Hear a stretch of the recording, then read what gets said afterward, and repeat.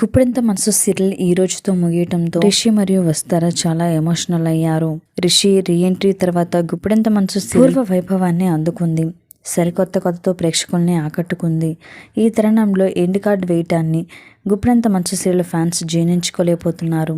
అయితే కేవలం ఫ్యాన్స్ మాత్రమే కాదు, ఇందులో నటించిన మనందరి రిషిధారలు, ముఖేష్ కూడా, రక్షా గౌడలు కూడా ఎమోషనల్ అయ్యారు. ఇక రీసెంట్గా స్టార్ మా పరివారం కార్యక్రమంలో గుప్పెడంత మనసు సీరియల్కి ఫేర్వెల్ పార్టీ ఏర్పాటు చేయగా రిషి మరియు వస్తారాలతో పాటు సీరియల్లో నటించిన నటీనటులు అందరూ కూడా హాజరయ్యారు. ఈ సందర్భంగా గుప్పెడంత మనసు సీరియల్ గ్రేట్ జర్నీ తలుచుకొని కన్నీళ్లు పెట్టుకుంది వసుధార. ఈ సీరియల్ని గుండెల్లో పెట్టుకొని తెలుగు ఆడియన్స్ సమక్షంలోనే ఈ ఫేర్వెల్ పార్టీ జరగడం విశేషం.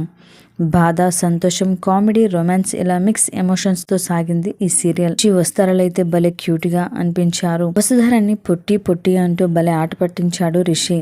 అయితే ఇక వసుధార ముఖేష్ కోడని పులిహోర రాజా అంటూ ఇచ్చిపడేసింది. అందరితోనూ పులిహోర కలుపుతూ ఉంటాడు అంటూ నవ్వేసింది. రిషి కూడా స్టార్ మాకి ఎప్పుడూ కూడా రుణపడి ఉంటాను. గత ఏడాది నా తండ్రి చనిపోయారు. ఆయనకి ఒక గౌరవం ఇచ్చింది స్టార్ మా. గుప్పెడంత మనసు, బిగ్ బాస్ సక్సెస్, ఫ్యాన్స్ రుణం ఎలా తీర్చుకోవాలో అర్థం కావడం లేదు. ఇదే తెలుగు వాళ్ళ గొప్పతనం.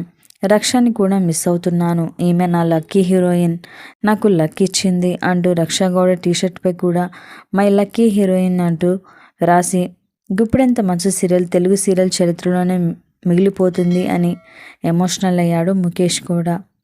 మరి ఈ సీరియల్ పట్ల మీ అభిప్రాయాన్ని తప్పకుండా కామెంట్స్ ద్వారా తెలియచేయండి.